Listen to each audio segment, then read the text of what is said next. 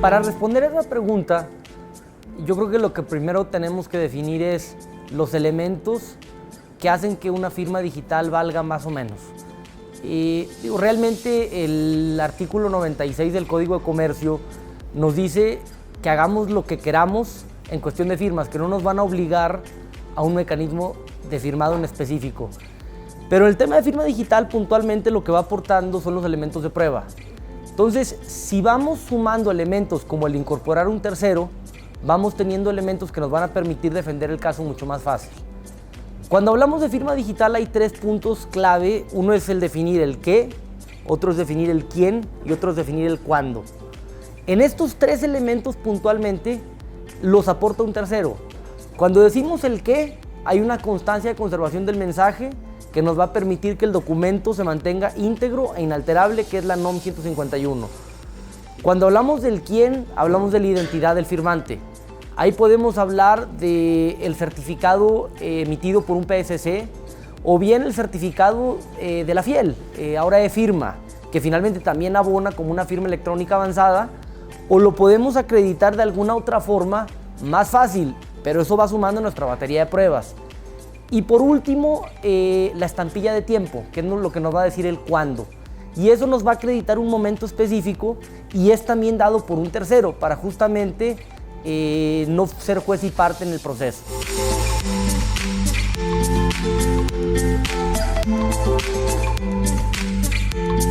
Bueno, la respuesta a esa pregunta es que no necesariamente. Cuando hablamos de un documento digital, hay dos reglas. Una sería la norma 151, que sería para la firma de los documentos que nacen digitales y van a prevalecer digital. Es una constancia de conservación al mensaje que finalmente hace que el documento cuando nace se mantenga como digital.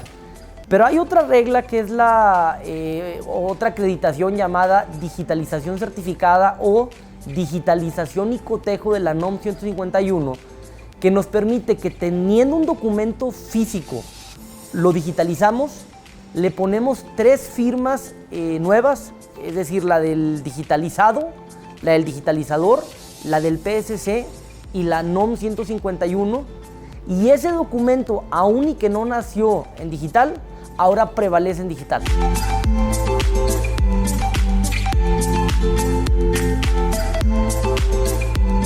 Yo ahí te diría que la pregunta debe ser al revés. ¿Qué tanto me abarata mi proceso el pasar a una firma digital?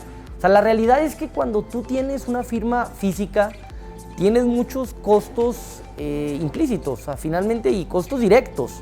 Hablas de una logística, de un costo logístico, las mensajerías, hablas de un tiempo muerto, de tu costo de oportunidad, hablas de un almacenamiento, finalmente el metro cuadrado cuesta. Hay que guardar los documentos 5 o 10 años o los años que marque la regla en cuestión. O sea, finalmente hay muchos costos asociados al manejo físico.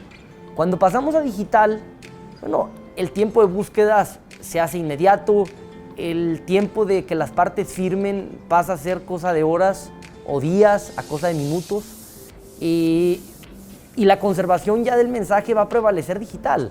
Entonces, es abismal lo que cambia de una firma física a una firma digital. Entonces, realmente más allá de la normatividad, que la existe, que hay mucha, más allá de la eficiencia, un tema que suma infinitamente eso es el ahorro.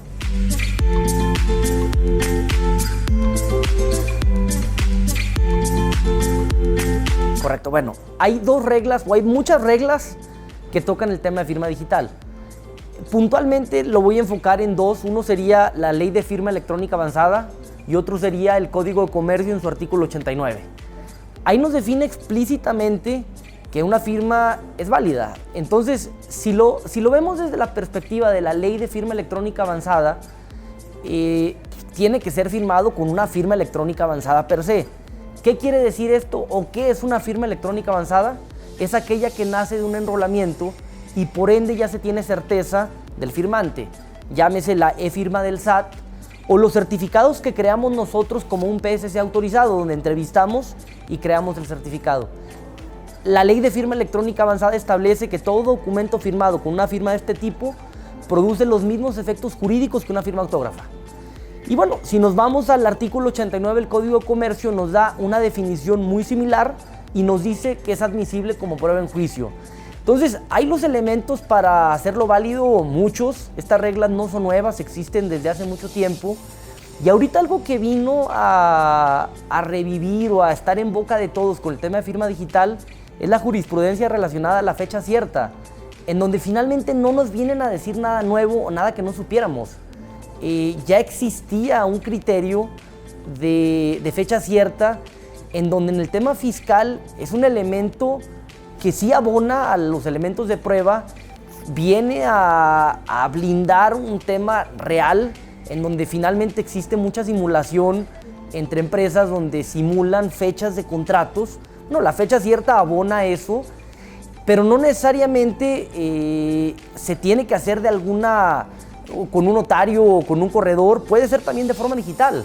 Entonces, la constancia de conservación de mensajes o bien la estampilla de tiempo es ese elemento que abona a que tú puedas empezar a firmar digitalmente, tengas muchos elementos de prueba y ya tengas una firma válida.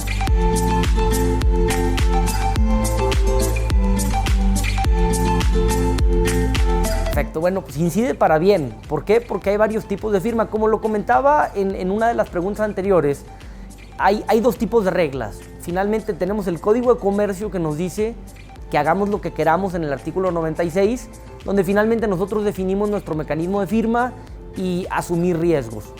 El artículo 89 ya te da más definiciones puntuales de cómo hacer una firma electrónica donde tengas más evidencias, que es justamente lo que buscas en un proceso digital.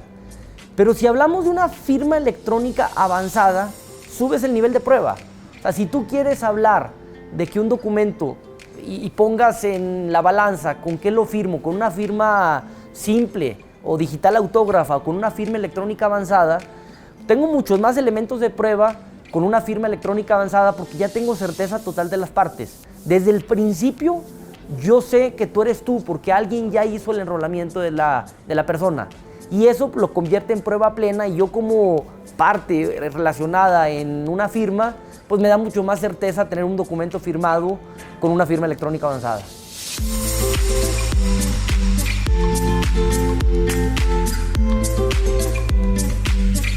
Cuando fue alterado. O sea, finalmente podemos saber de una forma muy fácil si un documento ya no es el original o no.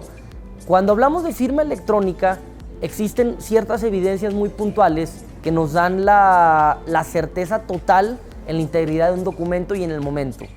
Cuando hablamos de integridad, hablamos de la constancia de conservación de mensajes NOM 151, que realmente abona a decir estos bytes del documento no han sido alterados jamás. Y nos podemos remitir a esa constancia para saber si el elemento de prueba sigue siendo el mismo o no. Y si la fecha no corresponde a la estampilla de tiempo. Entonces, eso nos va a permitir tener total certeza en si el documento o no tiene integridad y va a ser repudiable o no. Soy Gabriel Carrillo, director general de la empresa de Tecno PSC World, y los invito a ver este contenido que finalmente es un tema muy interesante con el tema que está en boca de todos, que es la fecha cierta sobre contratos o documentos privados.